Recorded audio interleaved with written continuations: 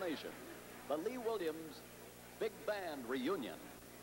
30 years ago this exact weekend, the Lee Williams Band closed. The musicians and vocalists have come back for this last of the one-night stands. Ladies and gentlemen, it's my privilege to introduce to you the man who led one of the most popular dance bands to ever play the Midwest. Here he is, our dear friend, and once again our maestro, Lee Williams.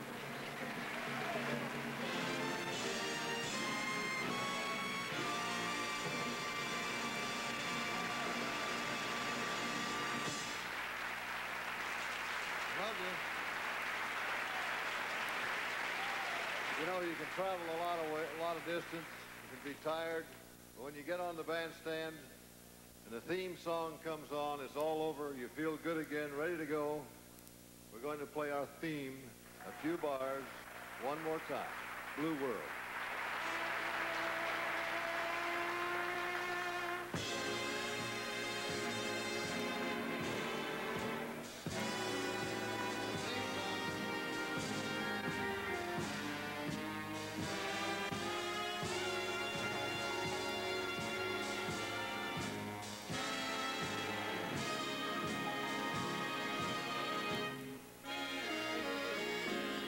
During the times we call the Big Band era, these men were members of one of the most popular traveling bands in Midwestern America, the Lee Williams Big Band.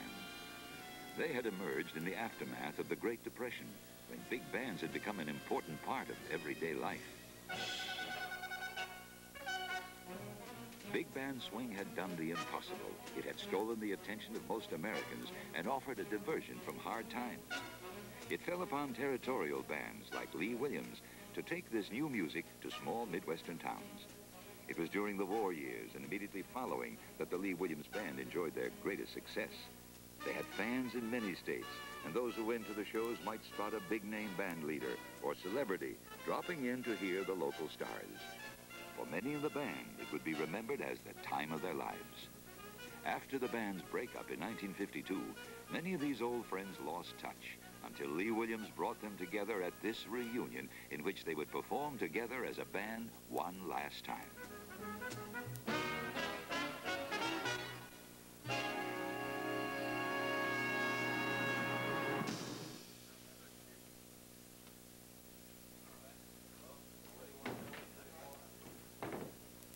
Leave them there because they go different places and things are in the way. A few of us met in the summer of 1981 and thought we ought to see if the fellows wanted to get together one more time before the mortality tables caught up with us. I can't recall exactly, but I believe we've had 5 people die or become disabled since that meeting last July.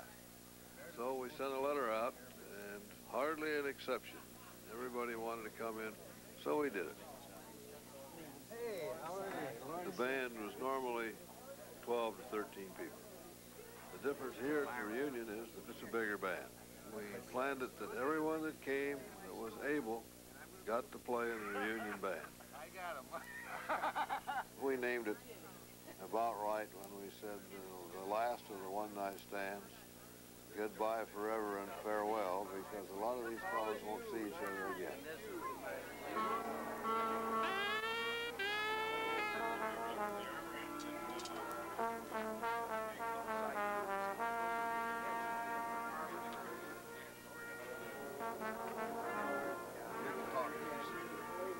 I would rather do this band than the other one because it's got skirts in it. Well, you won't be able to play either one of those medleys without a rehearsal. Those are fairly demanding. Yeah, and that's the request too. Yeah. Dirk was with my band for years. When he first joined the band, he played trombone.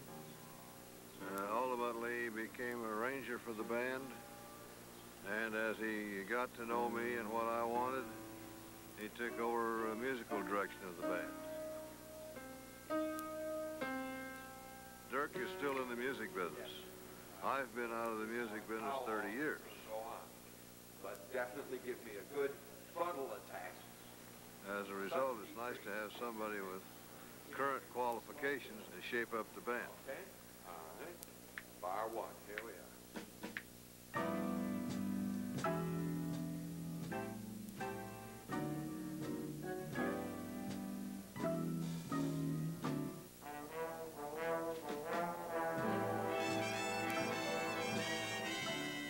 Music is a great release.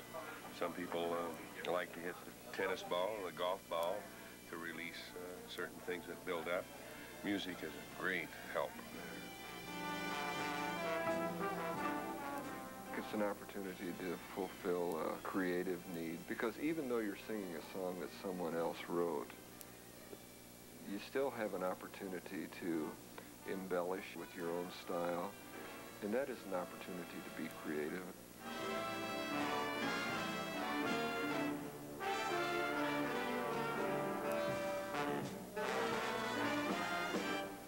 Back at bar 25. Okay? Yeah, I know. I got the same trouble with trumpet players all over the world. They miss entrances because they're jacking around.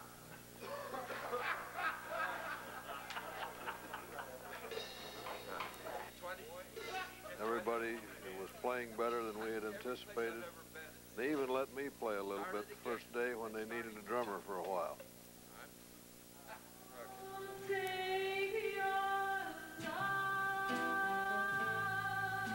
My parents tell me when I was 3 or 4 years old, all I wanted to do was play a drum, and they got me one.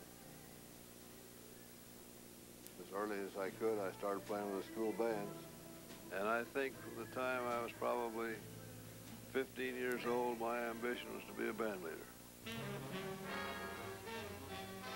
Inspired by the success of Benny Goodman, Glenn Miller, and the Kings of the era, the Lee Williams Band set their own sights on success by taking their dance music to as many places as they could, playing 3,542 one-nighters over their 14-year history. It meant you were going to play at least six nights a week, sometimes weeks at a time, 7 nights a week. You played and played and played and played and played. In fact, they played so often that in 1943 they set a record for consecutive performances by playing every day for a year with only 3 nights off. The lifestyle of a traveling orchestra was fast-paced, but it was hardly glamorous. While the Tommy Dorseys and Duke Ellingtons were traveling first class in planes and trains, the Lee Williams Band made their journeys in a sleeper bus, a 30-foot trailer equipped with beds. I remember one time when I was a driver, we pulled into some little town, I can't remember where it is, and I took the electric plug, would plug into the ballroom and wrapped it around the bus to just get out of the way so people wouldn't trip over it. Then I realized, well, I got to take the bus down and have some work done on it, so I come out of the place and I got in the bus and I drove it off and pulled the porch off the building. Quarters were cramped, the pay was negligible, and a stable home life next to impossible. The road was their home. And we would drive anywhere from 200 to 500 miles for the next job. We maybe didn't even know where we were going. We'd get up and say, well, where are we? And we would go to Milton and Minto and Minot, North Dakota. We were getting people who were never given a chance to be exposed to the big bands. But we tried to give good music, dance music.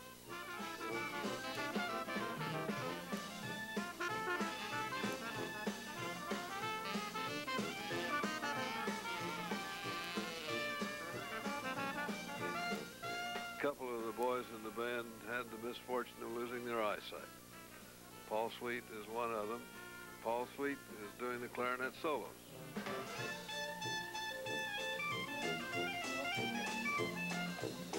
I don't play a lot anymore. I still play once in a while, but I never want to put it down completely. Once you do it, if it's in you, I guess you never forget it.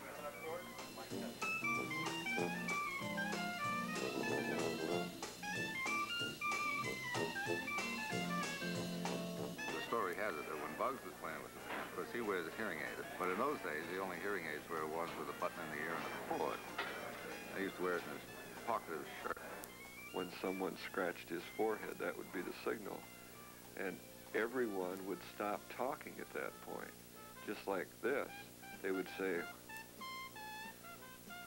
and Don then would think that the batteries in his hearing aid had gone dead, and he would, of course, they were much bigger hearing aids then that would fit in the pocket. He'd be down here. They would do this to him often enough that it was a lot of fun, but not too often that he wouldn't catch on. And I really knew that isn't that terrible? That's awful. thing to do to the guy, you know. But good sport, and hell of a drummer. Good drummer, yeah.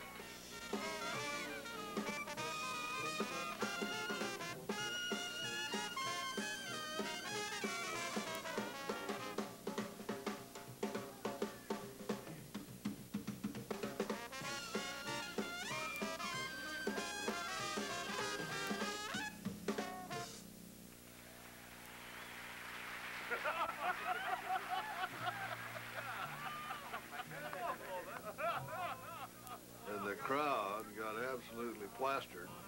And the band took intermissions every hour, and eventually they got absolutely plastered.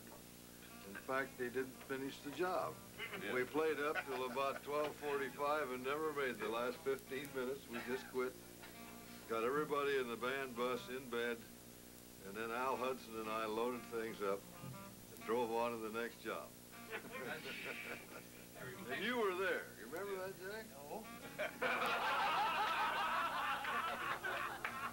I took a poke at some baritone saxophone player one night that was drunk and disorderly to shut him up.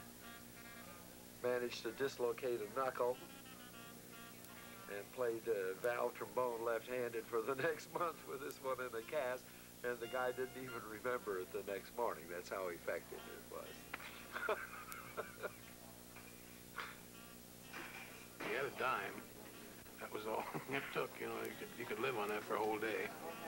And really, there wasn't much money, but as long as you were playing, that was the main thing. Sure. We could tell whether the soup bowl was pretty good, and you could get enough ketchup to put in it and fill it up a little bit, and all the crackers were free. You didn't have to worry too much. And you could always go back to sleeper bus. There was about 2 weeks in the winter where it would be so cold that there was no way in the world you could heat it. You just had to stay cold or sleep in, in fact, you worked the jobs in a sweatsuit. He had a bass player, and he wrote home to his mother. He said, "Dear Mom, I'd come home, but I can't. My hair is frozen to the wall." And it was. He woke up one morning, and his hair, the window was open a little, and his hair was stuck to the wall. He couldn't get up. I knew where every piano in every dinky town was located. Church basements, school auditoriums, you name it. Sooner or later, you found all the pianos that were available to you to work on, and also the showers. One fellow would check into a hotel, and then 12 others would go up to his room and take a shower. And sometimes the maids couldn't figure out how one guy could use so many towels. We managed to survive. I guess it was a labor of love more than anything. Yeah. Yeah, unless it's in this position. In the process of being on these bands together, we did not live in hotels where we were separated. We lived together, day in, day out. Would you pass this back, please, Bruce? Any kind of abrasive personality sooner or later had to be settled so that we could live together. And it also got to the point where we depended upon each other for many things, and regardless of how contrary personalities there were on the band itself, the common denominator was on the bandstand at night. Bar 25, one more time and counting. 1, 2, 1, 2, 3, 4.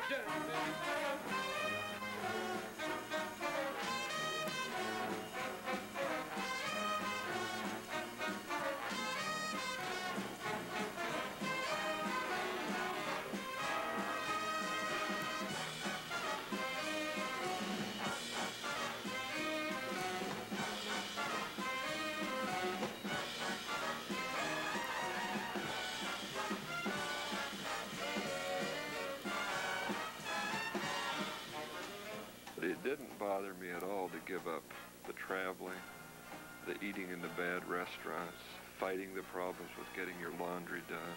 See, when you